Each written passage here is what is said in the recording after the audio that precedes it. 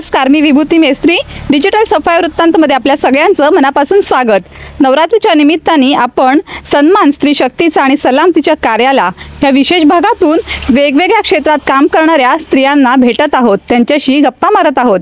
तर आज आपल्यासोबत आहेत सफाई येथील फिजिओथेरपिस्ट संपदा चौधरी. संपदा चौधरी यांचा जन्म सफाई येथील वेडीसारख्या छोट्याशा गावात झाला. आयुष्य एकदाच मिळतं, त्यामुळे काहीतरी वेगळं करायचं हे स्वप्न त्यांनी लहानपणापासूनच बघितलं. पण नेमकं करायचं तरी काय हे निश्चित नव्हतं. मात्र गावातील आजूबाजूला गावकरी रुग्ण, त्यांचे आजार, आरोग्याची वानवा, पैशाची चणचण हे सगळं बघून विना औषधांनी आपल्याला रुग्णांना बरं करता येईल का असा विचार त्यांच्या मनात आला. आणि मग काय, इच्छा तिथे मार्ग, ह्याप्रमाणे त्यांना मार्गही सापडला.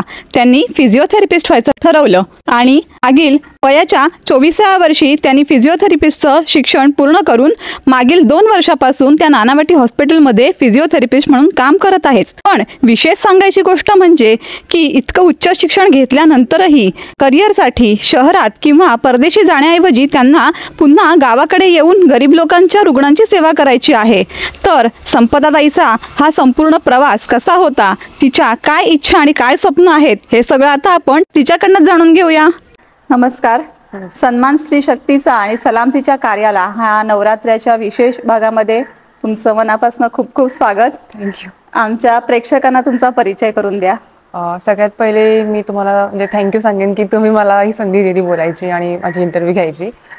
मी डॉक्टर संपदा चौधरी आणि मी मूळची वेढीचीच. बर. आणि मी प्रोफेशन थ्रू फिजिओथेरपिस्ट आहे, पण मी अजूनही पुढचं शिक्षण सुद्धा घेतेच आहे ह्याच फील्डमध्ये. मग तुमचं प्राथमिक शिक्षण कुठे झालं? कारण वेढी म्हणजे सफाईतलं एक छोटूसं गाव आणि त्या काळी म्हटल्यानंतर आता तरी ह्या 2-4-5 वर्षात खूप बदल झालेत, पण पूर्वी सफाळा खूप काय म्हणतात की एवढं डेव्हलप नव्हतं जितकं आत्ता झालंय.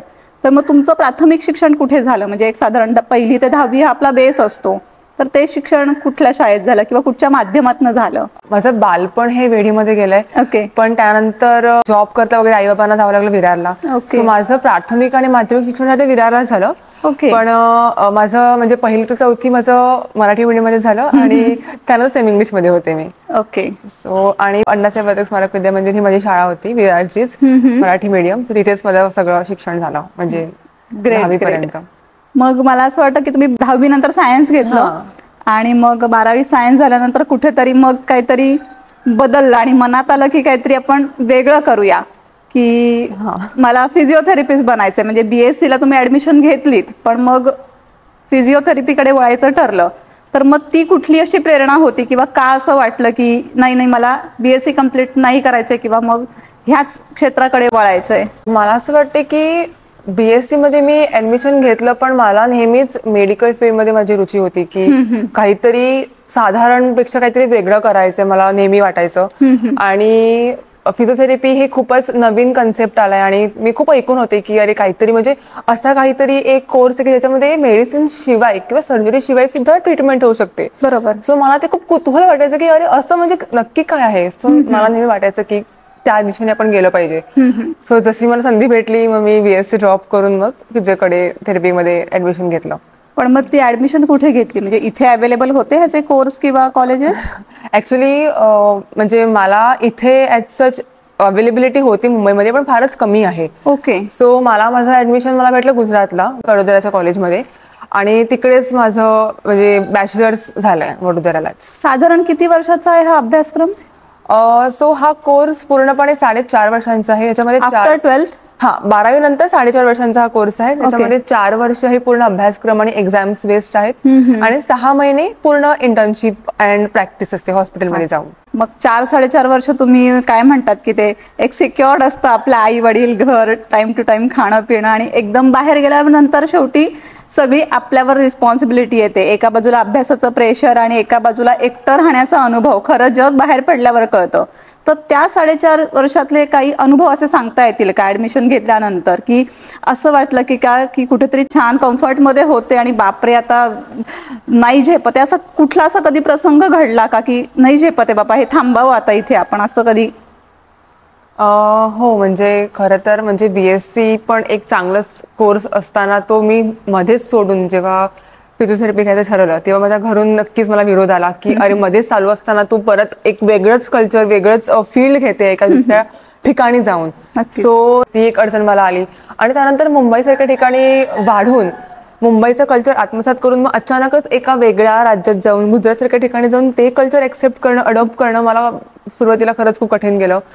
आणि प्लस ते एक लँग्वेज बॅरियर असतं की म्हणजे त्यांची पूर्ण गुजराती लँग्वेज, तर त्याच्यामध्ये मला खूप थोडंसं वाटलं की अरे नाही जमत आहे पहिले स्टार्टिंगला. पण मग इव्हेंच्युअली मला खूप आवड होती की मला फिजिओथेरपिस्ट व्हायचं आहे. सो मग त्या गोष्टीमुळे म्हटलं की चल ठीक आहे आता हेही माझ्यावरती एक नवीन प्रॉब्लेम आहे, एक फेस मला हा करावाच लागणार आहे. मग ते इव्हेंच्युअली मी ते केलं फेस की चला. आणि नंतर कळलंही नाही खरं तर 4.5 वर्ष कसे गेले. आणि मग मी झाली अडॉप्ट इव्हेंच्युअली की चल ठीक आहे. मग तिकडचं कल्चर असो किंवा ऍडमिशन सगळंच छान झालं. हो. आणि मग अभ्यासक्रम पूर्ण झाल्यानंतर मग ऍक्च्युअल काय म्हणतात की जे शिकलोय ते आता प्रत्यक्षात करायचंय, तर मग तो पुढचा प्रवास, पुढचा टप्पा कसा होता तुमचा? म्हणजे खरं सांगू ना आता 4.5 वर्षापर्यंत असं होतं की कोणाच्या तरी छत्रछायेखाली राहिलेत, वाढलोत किंवा शिकलोयत. बिकॉज कधीही गेलं हॉस्पिटलला की टीचर लोक असायचे, प्रोफेसर लोक की चल ठीक आहे तुमचं काय झालंय, आम्ही आहेत, आम्ही तुम्हाला करू हेल्प. मग त्यानंतर जेव्हा 3 महिने मी जॉब केला तेव्हा एक सुरुवातीला असं झालं की अरे बापरे सगळं मला स्वतःलाच करायचं, म्हणजे माझ्या वरती कोण नाही मला समजवायला, रिस्पॉन्सिबल मीच आहे जे होईल त्याच्यासाठी. त्याच्यामुळे खूप मला थोडंसं ते खडतर असं वाटलं की नाही, म्हणजे खूपच जबाबदारी वाटली मला ती, बिकॉज पूर्ण पेशंट जबाबदारी आपल्यावरती असते. सो मला ते वाटलं. पण मग इव्हेंच्युअली हळूहळू म्हणजे मला ते एक प्रॅक्टिस होत गेली, मला एक्सपिरियन्स येत गेला आणि मग होऊन गेलं. कुठे कुठे प्रॅक्टिस केली आता ह्या 2 वर्षाच्या कालावधीमध्ये? ऍक्च्युअली मी 3 to 4 months इकडे सफायलाच प्रॅक्टिस केली डॉक्टर महाल्यांच्या अंडर.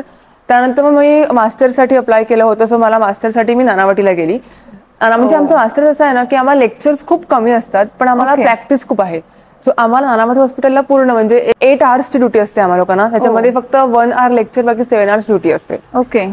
आणि तिकडे पूर्णचपणे म्हणजे एवढा मोठा तो सेटअप आहे, हॉस्पिटल सेटअप, तिकडे आयसीयू अँड ऑल भरपूर गोष्टी आहेत जिकडे मला भरपूर नवीन गोष्टी शिकायला भेटल्या. म्हणजे बॅचलर्स पर्यंत खूप बेसिक होतं पण मास्टर्स हे म्हणजे इतकं वास्ट होतं की मग हळूहळू ते समजण्यामध्ये होऊन गेलं. त्यातला कुठला असा एखादा अनुभव, म्हणजे शिक्षण घेताना तर तो आलाच, पण मग जेव्हा तुम्ही काय म्हणतात की कडेला फिरत होतात आणि मग आता पाण्यात पडलातच, तर तिथे एवढे सगळे वेगवेगळ्या तऱ्हेचे पेशंट किंवा पेशंटशी हे करताना किंवा वरनं काही किंवा असं झालं की बाबा 8, 9, 10 तास सलग काही चान्सच नाही, ऑप्शनच नाही, म्हणजे मला उभंच राहायचंय त्या ठिकाणी, तर असे कुठले अनुभव आले का?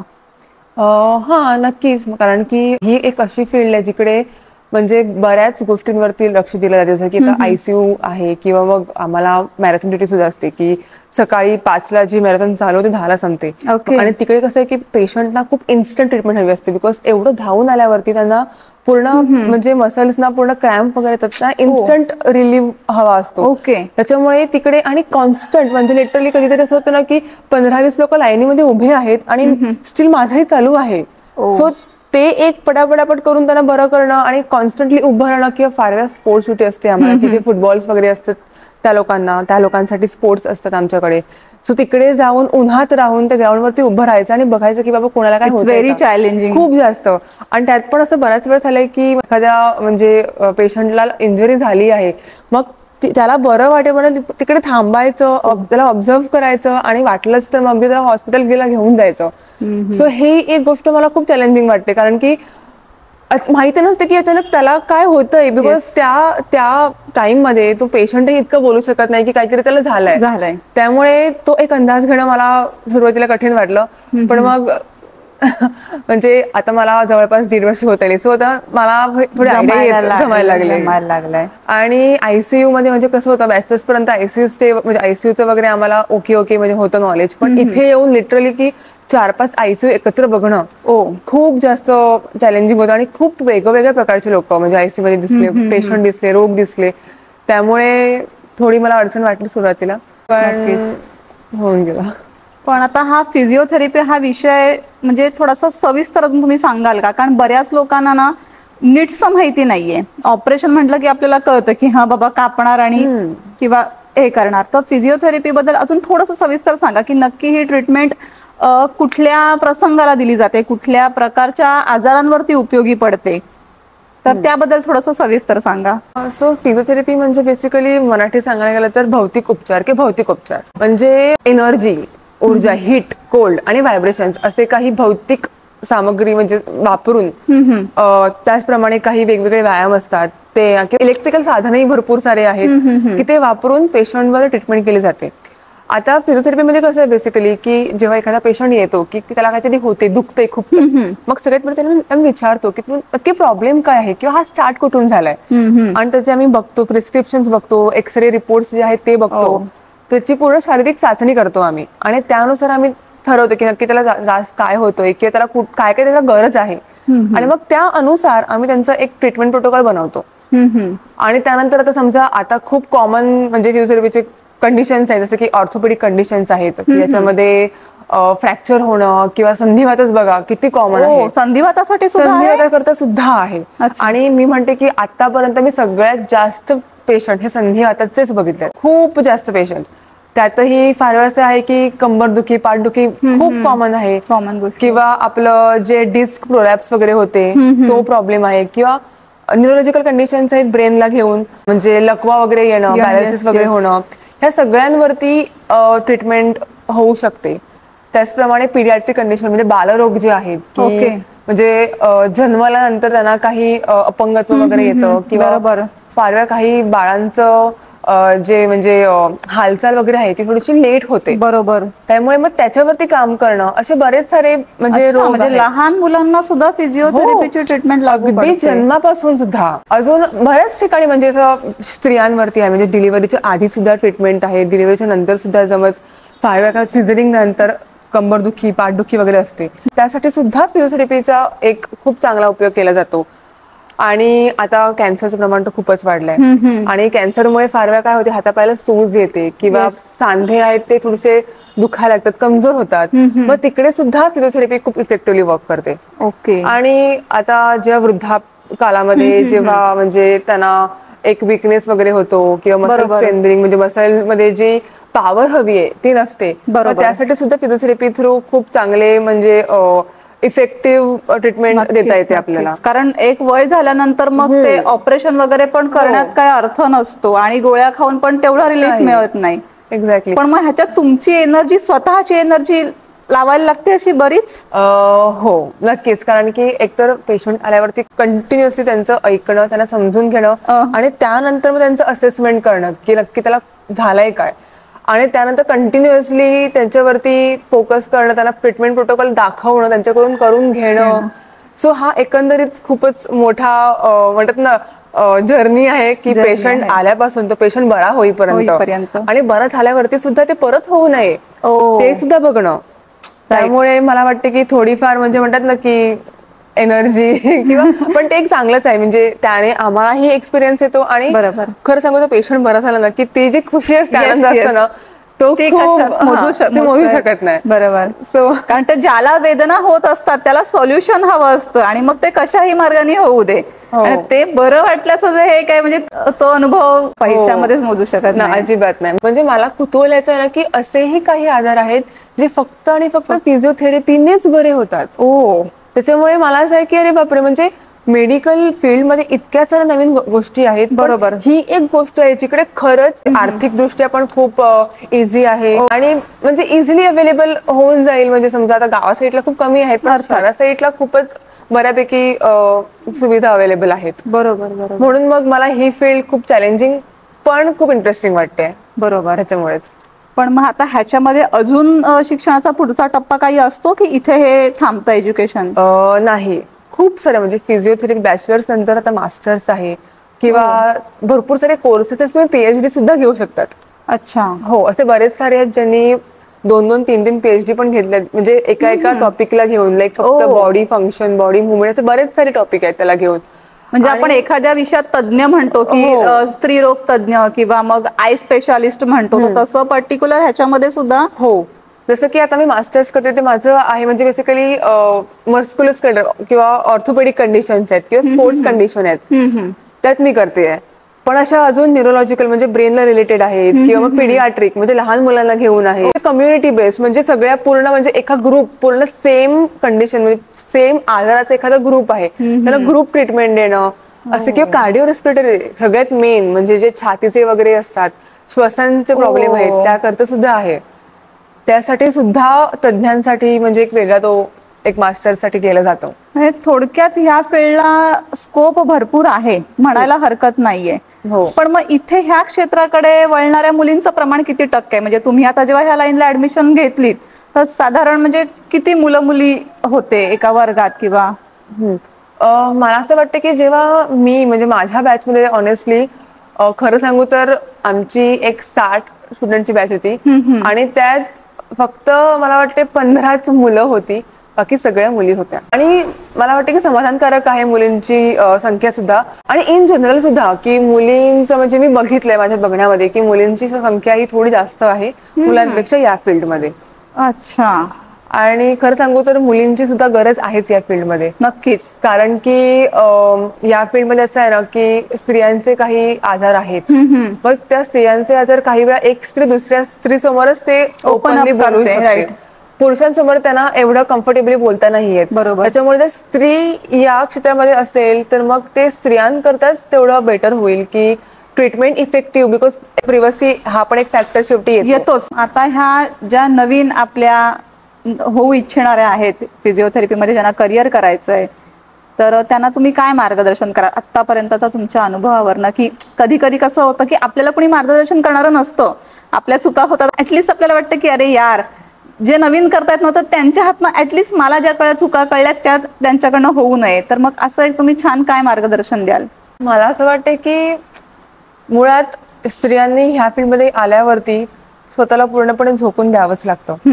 म्हणजे कसं असतं ना की बऱ्याच साऱ्या म्हणजे की पॅरेंट्स म्हणा, घरातल्या काही गोष्टी म्हणा की बाहेरच्या सगळ्या गोष्टी बाजूला ठेवून, कारण की ही मेडिकली फील्ड आहे ना, जेवढं तुम्ही त्याच्यामध्ये स्टडी कराल तेवढं तुम्हाला कमीच वाटणार आहे. त्याच्यामुळे जेवढं तुम्ही हँड्स ऑन प्रॅक्टिस कराल, बिकॉज फार वेळा कसं आहे की फक्त एक म्हणजे बुक वगैरे वाचून काही होत नाही. तुम्ही जेवढं प्रॅक्टिस कराल तेवढं तुम्हाला जास्त कळत जाईल आणि जेवढे पेशंट बघाल तेवढं तुम्हाला एक्सपोजर येत राहील. बरोबर. कारण की प्रत्येक पेशंट आणि प्रत्येक पेशंटची कंडिशन खूप वेगळी असते, खूप जास्त वेगळी. म्हणजे दोन्ही सेम पेशंटना एकच कंडिशन आहे पण त्यांचे जे सिम्पटम्स आहेत, त्यांना त्रास आहे, हा खूप वेगळा असू शकतो. ते डायग्नोसिस करणं इथे स्किल लागतं. हो, खूप जास्त. त्याच्यामुळे जेवढं तुम्ही प्रॅक्टिस कराल, जेवढं तुम्ही एक्सपोजर घ्याल, एक्सपिरियन्स घ्याल, तेवढं घेत राहा. आणि जेव्हा कधीही अडलं नाही जमत तर कसं आपण की ठीक आहे आपण नंतर बघू, नाही तेव्हाच तिकडेच प्रॉब्लेम सॉल्व्ह करत जा. बिकॉज नंतर जाऊन जेव्हा खरंच स्वतः प्रॅक्टिस करायला लागतं म्हणजे जॉबमध्ये किंवा पेशंट स्वतःहून जेव्हा येतो तेव्हा कोणीही नसताना त्या पेशंटला ट्रीट करणं ही खरंच खूप जोखीम आहे. मग तेव्हा काही आपण म्हणजे असं म्हणजे होऊन फायदा नाही की अरे चल ठीक आहे होऊन जाईल, कारण की हा पेशंट हा आपली जबाबदारी आहे. त्याच्यामुळे तो कसा बरा होईल ह्याच्याकडे लक्ष द्यावंच लागतं. त्यामुळे मी नक्की हे म्हणेन की जेवढं एक्सपिरियन्स घ्याल तेवढं तुम्ही पेशंटला जास्त चांगलं ट्रीटमेंट देऊ शकाल आणि तेवढं जास्त पेशंट नीट होऊ शकतो लवकरात लवकर. नक्कीच. सो मी हा एक सल्ला देईल त्यांना की एक्सपिरियन्स घ्या. अनेकदा असं होतं की अपघात घडतात, अपघातामध्ये मेजर इंजुरी होते आणि प्रचंड खर्च होतो, ऑपरेशन करावं लागतं आणि मग पेशंट घरी येतो. पण त्यानंतर मग तो जो एखादा पर्टिक्युलर अवयव डॅमेज झालाय तो पुन्हा काय म्हणतात की वर्किंगमध्ये येण्यासाठी त्याला फिजिओथेरपीची ट्रीटमेंट सांगितली जाते. आधीच एवढा लॉस झालेला असतो, घरचे वैतागलेले असतात, तो पर्टिक्युलर व्यक्ती कंटाळलेला असतो. तर मग कधी असं होतं का की बाबा त्याला किमान महिनाभर किंवा किमान 2 महिने हे घेणं गरजेचं आहे, पण 3-4 वेळा येतात आणि थोडंसं बरं वाटलं की मला बरं वाटतंय असं करून ते गायब होतात. तर हे कितपत चुकीचं आहे आणि मग ते पुढे ती सगळी ट्रीटमेंट करणं का गरजेचं आहे? तर ह्याबद्दल तुम्ही थोडंसं ब्रीफली सांगा. हा, अशा बऱ्याच साऱ्या म्हणजे मी केसेस बघितल्या जिकडे एखाद दुसऱ्या वेळा येऊन त्यानंतर मग ते येतच नाही. म्हणजे त्यांचं असं असतं की हो आम्ही करू, पण आणि त्यानंतर कधीतरी असं होते की एखाद महिन्याने अचानक येतात की अरे म्हणजे बरं होत नाही आहे, आधीपेक्षा जास्त दुखायला लागलंय. मग अशा वेळी ऍक्च्युली कसं आहे की ऍक्सिडेंट नंतर किंवा एखाद्या सर्जरी नंतर तुम्हाला रिहॅबिलिटेशनची गरज का असते? कारण की आपला जो अवयव आहे किंवा आपली जी मसल्स आहे, मांसपेशी आहे, तिला आपल्याला परत सेम शिकवायचं असते की हा बाबा म्हणजे समजा एखादी मांसपेशी तिचं काहीतरी ऍक्शन असते, मग मुवमेंट आहे तिला आपल्याला शिकवावी लागते. आणि आफ्टर जर फ्रॅक्चर किंवा सर्जरी तुमच्या म्हणजे एक्सरसाइज मध्ये जर म्हणजे गॅप आला तर म्हणजे हळूहळू काय होतं ना की तुमचं जे जॉईंट आहे, सांधे आहेत ते जाम होतात आणि जाम झाल्यावरती जेव्हा तुम्ही परत एक्सरसाइज, तेव्हा ते सगळ्यात जास्त पेनफुल असते. कारण की त्यानंतर हा एव्हरीडे ऍटलीस्ट 2दा तरी एक्सरसाइज ही केलीच पाहिजे, तरच तो ओपन अप होईल, जॉईंट्स ओपन अप होतील, मसल स्ट्रॉंग होतील. तुम्ही एक्सरसाइज केलंच नाही तर मसल स्ट्रॉंग होणार कसे? आणि आपल्याला कसं रोजची सवय असते की काही ना काही काम करा किंवा आपल्याला जॉब आहे, मग एका ठिकाणी घरात राहून, बेड रिडन राहून जर तुम्ही काहीच न करता एक्सपेक्ट केलं की अरे मला बरं व्हायचंय, बरोबर, तर ते नाहीच होणार ना. कारण की फिजिओथेरपी अशी फील्ड आहे की तुम्हाला स्वतःला, म्हणजे थेरपिस्ट हा तुमच्यावरती लक्ष देणारच आहे नक्कीच, पण तुम्हाला स्वतःला सुद्धा तितक्याच ऍक्टिव्हली एक्सरसाइज करायलाच हवी आहे. आणि मग जर तुम्ही एका महिन्याने येऊन तुम्ही जर कंप्लेंट करतायत की अरे नाही मला ठीक होत नाही आहे, आणि मग त्याला जबाबदार फिजिओथेरपिस्ट असतो की अरे तुम्ही मला नीट म्हणजे बरोबर दिलं नाही आहे. पण कसं असते की आफ्टर फ्रॅक्चर ऍटलिस्ट मिनिमम 1 महिना तरी या आणि सेशन्स घ्या, बिकॉज जी टेक्निक असते ती तुम्हाला कोणाला म्हणजे नॉर्मली कळत नाही. बरोबर, आमची जी टेक्निक आहे, आम्ही जे स्टडी केलाय, आम्हाला टेक्निक्स माहिती आहेत की बाबा अशी टेक्निक केला, हा मुवमेंट केला की हे बरं होईल. आणि जर तुम्ही घरी जाऊनच डिरेक्टली तुमच्याच मनाने की म्हटलं की हा काहीतरी असं काहीतरी केलं होतं, मी असं काहीतरी करते, होऊन जाईल, असं जर काही केल्याने कसं होईल की ती इफेक्टिव्ह राहणार नाही, चुकीचं होऊ शकतं ते. बरोबर, मग तिकडे कुठेतरी असं होतं की अरे मग ब्लेम असं होतं की नाही नीट नाही करवलं किंवा फिजिओथेरपिस्ट नीट नाही आहे. बरोबर, म्हणून मी तुम्हाला हे नक्की सांगेल की तो एक माइंडसेट आहे पेशंटचा की चला आठवड्याभर केलं, आता मी माझ्या घरी करेल, असं नसतं. बिकॉज एका महिन्यानंतर सुद्धा आम्ही प्रोग्रेस बघतो की प्रोग्रेस किती आहे, किंवा पेशंटला समजा हात एवढाच जातोय, अजून किती जायला हवाय, जातोय की नाही, काय त्याला प्रॉब्लेम येतात, अडथळे येतात, आम्ही ह्याच्यावरतीही एक निदान करतो. त्याच्यामुळे आणि त्यानंतर आम्ही बरा झाल्यावरती सुद्धा ऍटलिस्ट महिनाभर की 2 महिने आम्ही त्यांना होम एक्सरसाइज प्रोग्राम पण देतो की परत हे होऊ नये, परत तो एक स्टिफनेस आहे तो होऊ नये, म्हणून तुम्ही एक्सरसाइज करत राहा. आणि वाटलंच तर आम्ही त्यांना सांगतोय की तुम्ही व्हिडिओ रेकॉर्डिंग करा किंवा लिहूनही आम्ही लक्ष त्यांना देतो. सो हा एक जो माइंडसेट आहे पेशंटचा की अरे नाही मी माझं करेल कारण की थोडंसं खर्चिक वाटतं म्हणून, असं नाही आहे. म्हणजे फार वेळा तुम्ही आम्ही असंही करतो सजेस्ट की तुम्ही रोज नका येऊ, ऑल्टरनेट डे या, की ऍटलिस्ट कसं होईल की एक दिवस तुम्ही घरी करा, एक दिवस इथे करा, आणि आम्ही त्यांना शिकवून त्यांना देतो आम्ही की तुम्ही हेच एवढंच करा, बाकी सगळं आम्ही करू. बरोबर, सो एक खर्चानुसार सुद्धा तो एक बेटर पॉइंट आहे की मी खूपच रोज नका पण ऍटलिस्ट ऑल्टरनेट डे आपण या, स्वतःहून काही वेगळं करायला जाऊ नका. कारण की वाढण्यापेक्षा ते तेवढं आहे तेवढं ओके, वाढून त्रास जास्त होणार. बरोबर, म्हणून मला वाटते की हा एक माइंडसेट पेशंट्सने तरी काढून टाकावा की अरे आम्ही आमचं करू किंवा होऊन जाईल घरी राहून सुद्धा. नक्कीच. मग तुम्ही त्या ट्रीटमेंटच्या दरम्यान हॉट, कोल्ड आणि व्हायब्रेट असं काय हे शब्द म्हटलेत, तर त्याचं थोडंसं सविस्तर सांगता येईल का की नक्की काय केलं जातं?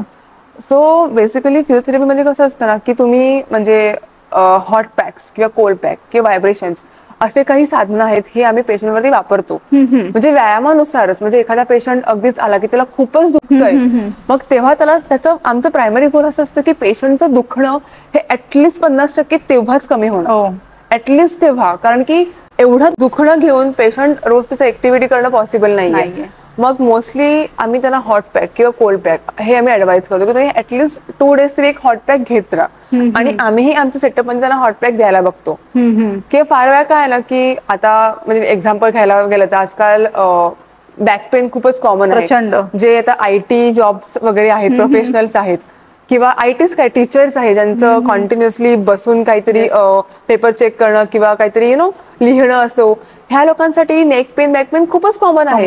मग तिकडे जेव्हा काय होतं की तुमचे जे मांसपेशीत मसल्स आहेत ना ते खूप असे आकुंचन म्हणजे पावतात की स्पॅझम मध्ये जातात की अरे अजून होऊ शकत नाही. मग ते आपल्याला प्रोटेक्टिव्ह मेकॅनिझम आहे की आपले बॉडी आपल्याला सांगते की अरे तू अजून जर केलं तुला त्रास होईल. मग त्यावेळी आम्ही व्हायब्रेशन्स थ्रू ते स्पॅझम कमी करायचा प्रयत्न करतो, आणि ते बऱ्यापैकी इफेक्टिव्ह आहे. बिकॉज पेशंटला म्हणजे मी जेवढं बघितलंय बऱ्यापैकी इन्स्टंट रिलीफ मिळालं आहे. आणि त्याच प्रकारे तिकडे ते ब्लड सर्क्युलेशन व्हायला, म्हणजे बेसिकली काय होतं की ते व्हायब्रेशन्स थ्रू एक तो ब्लड सर्क्युलेशन वाढते, तो स्पॅझम आहे तो कमी होऊन जातो, आणि जे मांसपेशी वगैरे आहेत त्या अजून नीट इफेक्टिव्ह काम करायला लागतात. आणि एक रिलीफ भेटतो की आणि विथ एक्सरसाइज जर केलं ना तर कसं होतं की तुम्ही एक्सरसाइज मध्ये आपण डे टू डे एक्सरसाइज नाही करायला बघत. मग काही बेसिक स्ट्रेचिंग आहेत की ज्याने आपण आपले जे म्हणजे रात्रभर किंवा जे काम करून जे आपलं सांधे कडक झाल्यात ते ओपन अप सुद्धा होतात स्ट्रेचिंगमुळे. आणि अशा बऱ्याच साऱ्या व्यायाम पण आहेत की जे आम्ही देतो पेशंटना की त्या व्हायब्रेशन सोबत व्यायाम आणि स्ट्रेचिंग हे सगळं एकत्र हा प्रोटोकॉल सेट करतो, जेणेकरून त्याला म्हणजे गॅरंटीड वीक मध्ये तरी खूप बेटर इम्प्रुव्हमेंट त्याला मिळालीच पाहिजे. पूर्ण बरंच व्हावं, ते होऊच नाहीये. हा, सो फिजिओथेरपी म्हणजे बेसिकली काय असते की पेशंटची एक मुव्हमेंट वरती आम्ही काम करतो आणि त्याची क्वालिटी ऑफ लाईफ कशी इम्प्रूव्ह होईल हा आमचा प्रायमरी गोल असतो. नक्कीच नक्कीच. खूप म्हणजे खूप छान माहिती दिलीत तुम्ही, कारण इतकी डिटेल खरंच माहिती नव्हती. मलाही बरंच शिकायला मिळालं, आमच्या प्रेक्षकांनाही शिकायला मिळालं. एक शेवटचा प्रश्न की जेव्हा पेशंट अशा कंडिशन मध्ये असेल की तो आता तुमची ती सगळी साधनं आहेत, तुम्ही तो सगळा सेट घेऊन तर फिरू शकत नाही, पण कधी कधी एवढी कंडिशन एखाद्या पेशंटची आहे की तो तिथपर्यंत येऊही शकत नाहीये, मग त्या कंडिशन मध्ये कसं काय ट्रीटमेंट देऊ शकतो ही आपण? हा, असे बरेच आहेत पेशंट की जे रोज हॉस्पिटलमध्ये येऊ शकत नाही किंवा आता पॅरालिसिसचं प्रमाण खूपच वाढलं, तुम्हाला माहितीच आहे, स्ट्रोकचं प्रमाण. सो असे पेशंट येऊ शकत नाही फार वेळा, किंवा जरी त्यांच्याकडे अवेलेबिलिटी जरी असेल तरी ते रोज येणं त्यांना जमत नाही. त्याच्यामुळे मग तेव्हा म्हणजे त्यांच्या घरी जाऊन तर ट्रीटमेंट देणं हेही करावं लागतंच. आणि पॅरालिसिस पेशंट मध्ये फार वेळा कसं असतं की त्यांचे जी म्हणजे मसल्स आहेत हे अगदीच कामच नाही करत, त्यांना उभंच राहणं पॉसिबल नाही आहे. मग अशा वेळी आमच्याकडे इलेक्ट्रिकल स्टिम्युलेशन म्हणून एक मशीन आहे, त्याच्या थ्रू आम्ही पेशंटच्या मसल्सना एज्युकेट करतो परत की तुमची मुव्हमेंट ही आहे, तुम्हाला हे करायचं आहे. त्याच्यामुळे नक्कीच आम्हाला म्हणजे मला तरी नानावटीच्या टाइम नंतर पर्सनल टाइम मध्ये जाऊन विजिट्स करावे लागतात. आणि जे न्यूरोलॉजिकल कंडिशन्स आहेत ब्रेनला घेऊन, त्याच्यामध्ये अगदीच 2-2, 3-3 महिने सुद्धा पेशंटला म्हणजे रोज जाऊन रिहॅबिलिटेशन द्यावं लागतं. आणि अशा वेळी खरं तर खूपच म्हणजे म्हणतात ना की म्हणजे एक ते चॅलेंजिंग आहे, कारण की न्यूरोलॉजिकल पेशंट हा बरा होणं हे खूपच चॅलेंजिंग आहे. आणि इट्स लाईक की 2-3 महिने सतत गेल्यावरती तुम्हाला थोडा इम्प्रुव्हमेंट दिसतो आणि तो इम्प्रुव्हमेंट बघून सुद्धा असं वाटतं की हा ऍटलीस्ट एवढं तरी आहे, कारण की खूप कठीण आहे ते. नक्कीच.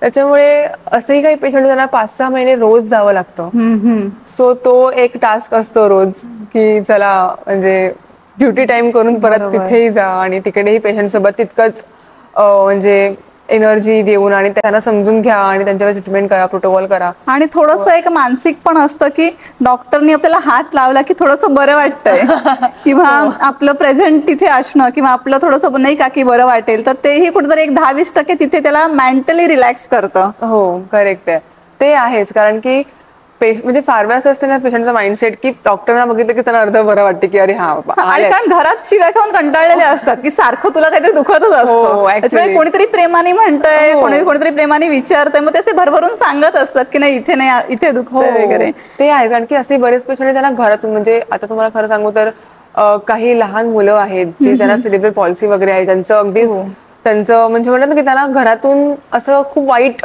हे करत की अरे तुम्ही अशी मुलं आहेत. त्यांना समाजातून सुद्धा खूप चांगलं ट्रीटमेंट नाही भेटत, त्यांना असं तुच्छ काइंड ऑफ वागवलं जातं. तेव्हा जेव्हा त्या मुलांचं जेव्हा ऐकतो ना तेव्हा खरंच वाईट वाटतं की अरे म्हणजे त्यांची काही चुकी नाही ना ह्याच्यामध्ये, ते तसे आले आहे जन्मतःच, पण त्यांना जी वागणूक मिळते ती खूपच वाईट आहे. म्हणजे आणि बाहेरचं ठीक आहे, पण फार वेळा घरातले पॅरेंट्स कडून सुद्धा सेम वागणूक मिळते. मग तेव्हा जाऊन त्यांचं ऐकून घेणं, त्यांना समजून घेणं, त्यांना ते प्रेम देणं, त्या प्रेमाला त्यांचा तो रिस्पॉन्स जो येतो ना तो सुद्धा खूप एक म्हणजे म्हणतात ना की जादू करून जातो. कारण की अशा काही मुलांना समजून घेणं, त्यांचं ऐकून घेणं खूप इम्पॉर्टंट असतं. त्यांना पॅम्पर करणं, त्यांना अटेन्शन देणं, त्यांना हवं तेवढं प्रेम देणं, त्यांना नाही तितकं प्रेम मिळत. मग अशा वेळी त्यांना जेव्हा प्रेम मिळतं ना तेव्हा ते सुद्धा खूप ते गहिवर देतात त्यांना सुद्धा की अरे बाबा कोणतरी आहे की जे आपल्याला माझ्या वेदना समजून घेत आहे. हो, कारण की नाही कळत, काही पॅरेंट्सना त्यांच्या वेदना नाही कळत, त्यांना अक्षरशः असं आहे की हा ठीक आहे पडून राहा तू, किंवा असंही वागणूक मिळते आणि मग ते खूप वाईट वाटतं की. नक्कीच. आणि मग सातत्याने असं बोललं गेल्यानंतर त्यांची स्वप्रतिमा पण तशीच बनत जाते की अरे हो मग मी असाच आहे. तर त्यातनं कुठेतरी बाहेर काढायला सुद्धा ह्या गोष्टीची खूप मोठी मदत ट्रीटमेंट सोबतच होत असेल असं मला हरकत नाही. हो, बिकॉज जेव्हा रोज त्यांना ट्रीटमेंट देतो, त्यांच्याशी बोलतो, एक जी स्पीच थेरपी सुद्धा होते की बोलल्याने सुद्धा पेशंट फ्लॅश आउट होतं ते. हो, ते होतं. आणि मग बऱ्यापैकी त्यांचं, आणि एकदा का त्यांना कळलं की अरे बाबा आपण कम्फर्टेबल आहेत या व्यक्तीसोबत, की ते सुद्धा तितक्याच जोमाने एक्सरसाइज आणि करतात, आतुरतेने वाट बघत असतात. आणि ते ऍक्च्युअली असं असते की अरे आज येणार नाहीयेत, मग काय येणार नाहीयेत किंवा असं काही. सो तो सुद्धा एक फॅक्टर असतो की त्यांना तेवढा कम्फर्टनेस असतो. आणि मग रोज त्यांना भेटल्यामुळे ते त्यांच्या पॅरेंट्सच्या व्यतिरिक्त आमच्यासोबत सुद्धा तितकेच कम्फर्टेबल असतात की आम्ही सुद्धा त्यांच्या घरातले एक पार्ट आहेत, फॅमिलीचे एक पार्ट आहेत. ते आम्हाला त्याच उद्देशाने आम्हाला आमच्याकडे बघतात की अरे चला आता थेरपिस्ट मध्ये चला आज 1 तास थोडा म्हणजे मजा येणार आहे. बरोबर, तो एक होऊन जातो. खूप छान अनुभव आपल्याला संपदा ताईने सांगितले. ही ट्रीटमेंट कशी आहे, ह्याचा अभ्यासक्रम कसा आहे, त्यानंतर येणारे आजार किंवा आता जे काही सगळं चाललंय त्याच्यावर ही थेरपी किती चांगल्या पद्धतीने वर्क करू शकते. तर रुग्णांच्या दृष्टिकोनातनं सुद्धा आणि ज्यांना ह्याच्यात करिअर करायचंय त्या दृष्टिकोनातनं सुद्धा संपदा ताईचा प्रवास आपल्या सगळ्यांसाठी खूप प्रेरणादायी ठरणार आहे. तर ताई, तू इथे आलीस, आमच्या प्रेक्षकांना भरभरून माहिती दिलीस, त्याबद्दल तुझे खूप खूप धन्यवाद आणि पुढील वाटचालीसाठी मनापासून शुभेच्छा. थँक्यू. तुमचंही थँक्यू.